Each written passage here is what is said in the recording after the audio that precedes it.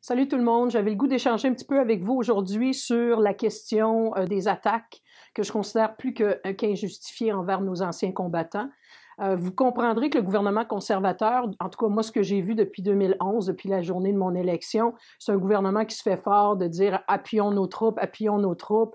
Vous vous rappellerez avec l'envoi de nos troupes en Afghanistan, entre autres, toutes les photos op qu'on appelle communément en anglais du ministre de la Défense à l'époque, Peter MacKay, ou du premier ministre, ou de n'importe qui de conservateur à côté d'un soldat ou d'une soldate sur le terrain à Kandahar ou ailleurs, parce que ça fait des Moses de belles photos. Il y a un problème majeur présentement, puis le problème majeur, c'est la santé de nos anciens combattants, la santé parfois physique, mais aussi parfois au niveau psychologique, les soins qu'on leur accorde. Et ce que je trouve particulièrement indécent et que je vais surtout attirer votre attention, si ce n'est pas déjà fait, c'est le fait qu'on s'en occupe pratiquement pas. En fait, je pourrais presque dire on ne s'en occupe pas comme gouvernement lorsque ces gens-là, ces jeunes-là, parce que nos anciens combattants en passant sont de plus en plus jeunes.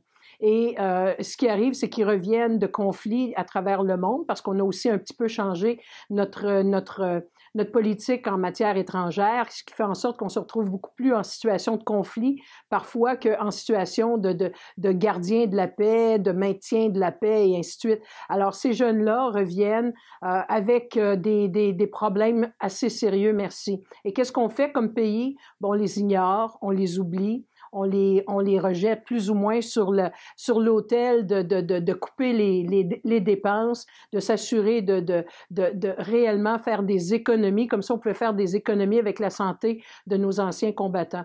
Alors, à mon avis, grave problème. Le gouvernement conservateur a décidé de fermer des bureaux qui étaient à proximité de là où sont beaucoup de nos anciens combattants, prétextant, ce que vous entendrez de leur bouche, c'est qu'on fait de la déformation, mais c'est une réalité. Eux, ce qu'ils disent, c'est que ouais, ben, ils fonctionneront avec Service Canada.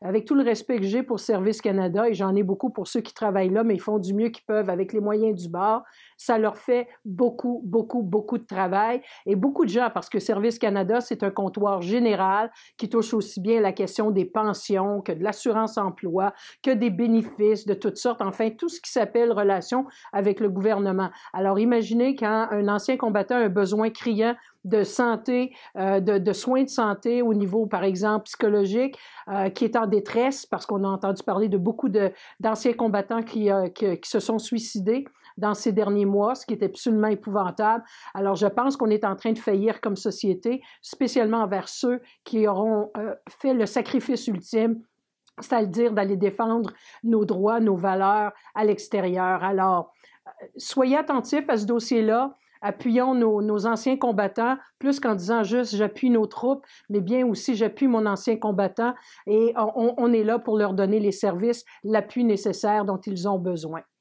Alors, merci.